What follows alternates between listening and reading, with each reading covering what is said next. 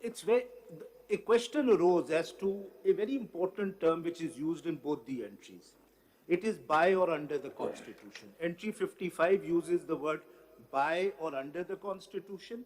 Entry 58 only uses the word under the Constitution. If I may read, matters which under the Constitution are within the legislative competence of Majlis-e-Shura or relate to the Federation. What does this term under the Constitution mean as opposed to the word used in entry 55 by or under?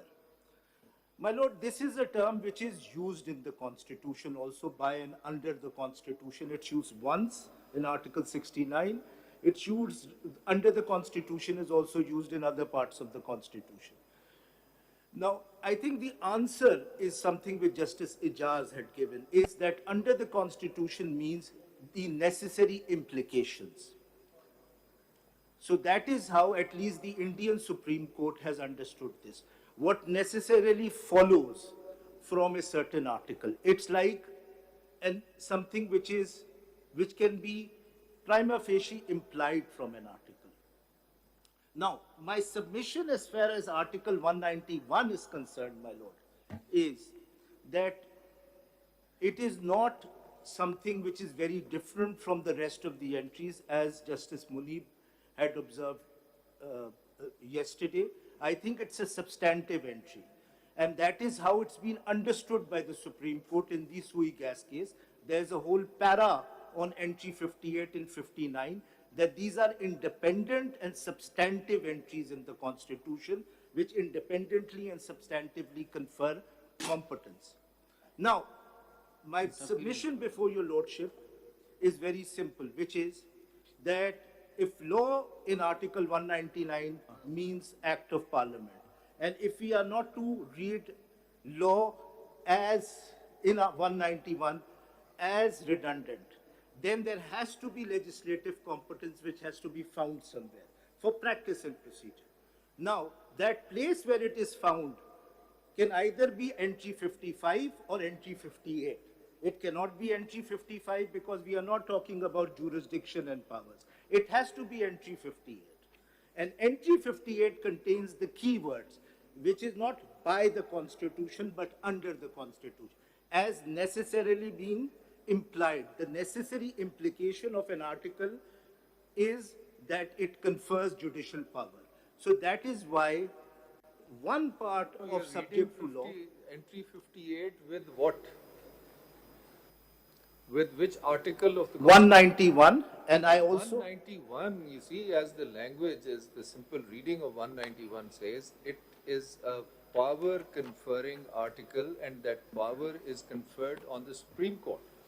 So ultimately, the rules which have to be framed under Article 191 is a power of the Supreme Court, not of the Parliament. My lord, there are But two conferring powers. In framing the rules, the Supreme Court is supposed to follow the Constitution, and I would tell you, speaking for myself, any existing law or any law that was prevalent or was in force at that time. Entry 191 does not, Article 191 does not confer legislative power on the Parliament to frame rules for the Supreme Court. My lord, then the words under the Constitution would have to be given another meaning, because there is express conferment, as your lordships have seen in Article 188, through an Act of Parliament. And there are necessary implications, conferments which follow from the article. आपका तो entire thesis ये है ना कि जी law का मतलब ये है an act of the Parliament, whether it is existing or it is subsequently made. Yes, yes. ठीक है?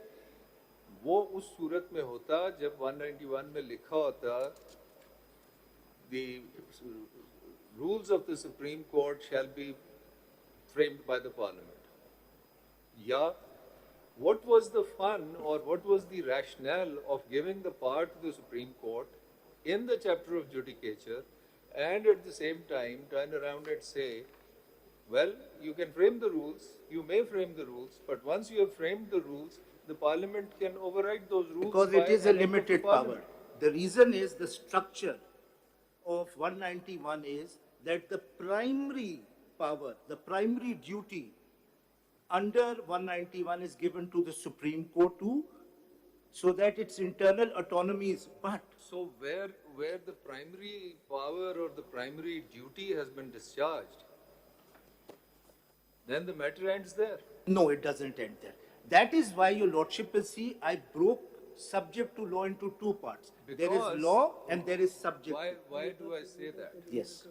Because the entire structure of the Constitution ensures that the judicial branch shall be insulated from not only the executive but also by the legislative intrusion. Okay?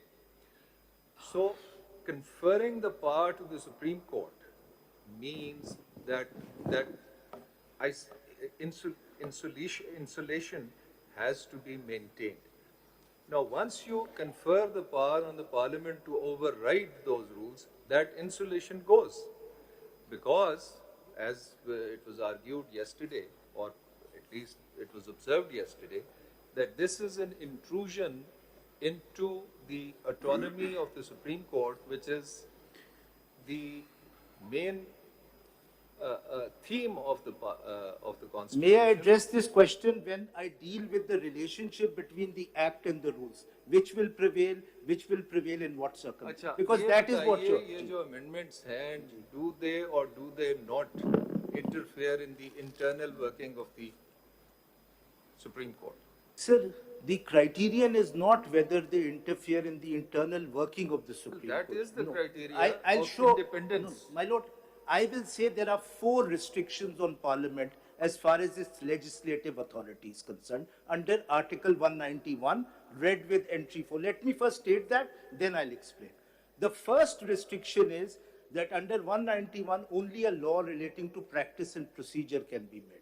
The second restriction is that Parliament can make no law, whether it's internal working or otherwise, which violates the principle of the constitutional principle of the independence of the judiciary. Number 3, and this might answer your lordship's question. Parliament cannot legislate in a way that it colonizes the power of the Supreme Court to make rules or destroys the power of the Supreme Court to make rules. It's a supervisory power. It's a checking power. It's not a power which can destroy the Supreme Court or paralyze the Supreme Court into making rules. And I think the fourth is that entry 55 and 58 still have to be read harmoniously. Parliament cannot make rules which in any way affect the jurisdiction as well as lessen the power of the Supreme Court. So these are the 4 restrictions on Parliament's powers. Doesn't